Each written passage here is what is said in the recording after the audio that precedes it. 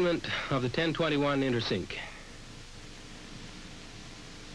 Before proceeding with any alignment, check the power supplies, verify that the voltages are correct. Also, allow ample warm-up time on the machine. Let it stabilize to the ambient temperature of the environment.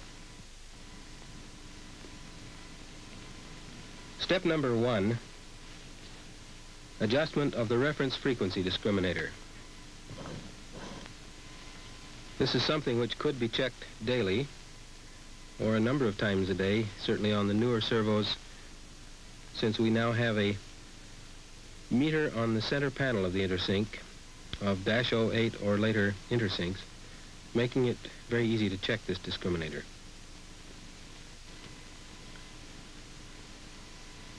Verify that there are the correct feeds to the machine, sync, video, horizontal drive, etc. Then switch the meter, the panel meter, to reference discriminator, or if you don't have this meter, connect an external voltmeter or an oscilloscope to TP4 on board number 2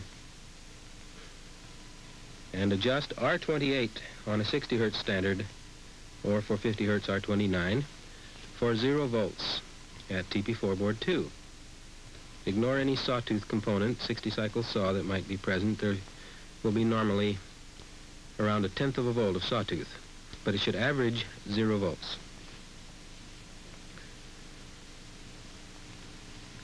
There is a pot on board 6, R84, a drum oscillator AFC sensitivity pot, which has no present use. And so if this pot is not at its maximum sensitivity, we put it there. Turn the pot fully clockwise and then leave it.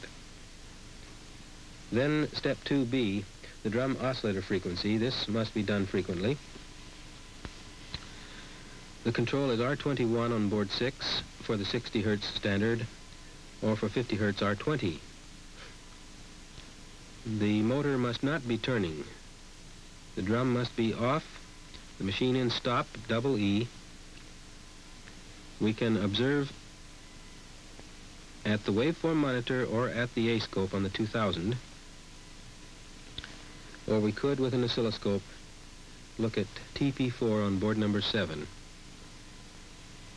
And we want to see a stationary 240 Hz square wave. If not, we adjust R21 or R20 for 250 Hz. Step 3, the phase modulator. First, turn the damping control R21 board 7 extreme counterclockwise. Turn the damping all the way down. Then adjust R1 on board 7 for a symmetrical square wave at TP1 board number 7. Then bring R21, the damping control, back to mid-range. Step number 4, the TAC frequency discriminator. If you have the meter, switch the switch to the TAC frequency discriminator position. Or if you do not have the meter, use a scope or external voltmeter at TP4 board 3, and on a 50 Hz standard, adjust R61 for 0 volts on the scope or meter. R62 for a 50 Hz standard.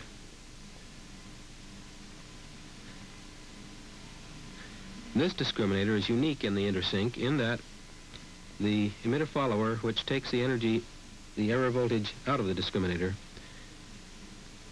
has a pot, R60, which can trim its input impedance. It can exactly balance the base bias. We adjust R60 for minimum sawtooth at TP3 board 3. The error waveform should still be 0 volts DC.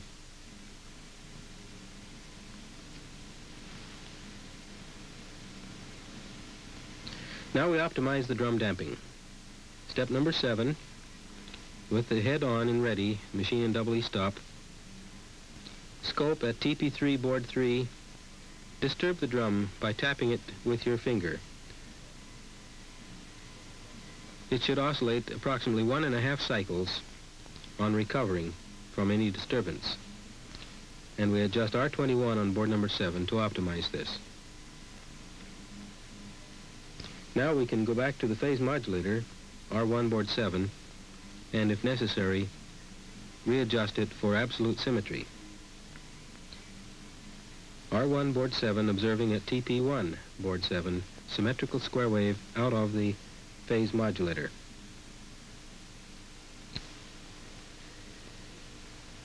We can now trim the DC offset on the AFC DC amplifier by means of a pot R85 board 6, observing at TP1 on board 3.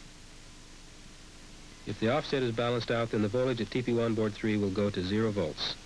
So we adjust R85 board 6 for 0 volts TP1 board 3.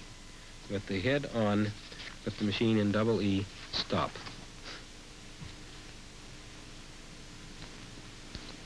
Then we switch to home track, putting the machine in record or test.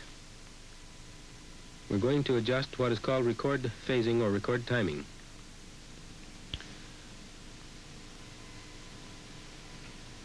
We will compare, either by triggering or by means of dual trace, the timing relationship of tack and the serrations of vertical sync.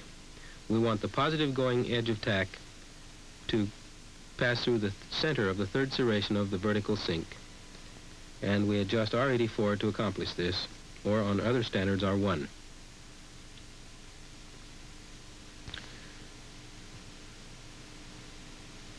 If you don't have a dual trace scope, we can trigger on TP1 board 2,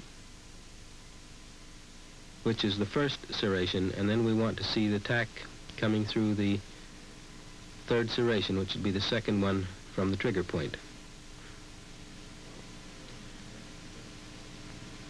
So R84 moves the phase of tack relative to that of sync, so that tack occurs at the third serration of reference vertical sync.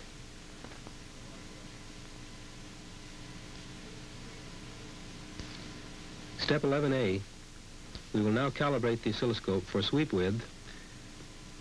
Machine, of course, must be in track position 1, the head in ready or head on, observing with the scope at TP4 board 3 and triggering TP1 board 2. Set the scope sweep width so that one cycle of tack exactly fills the 10 centimeters on the scope gradicle. Don't touch the horizontal sweep calibration now.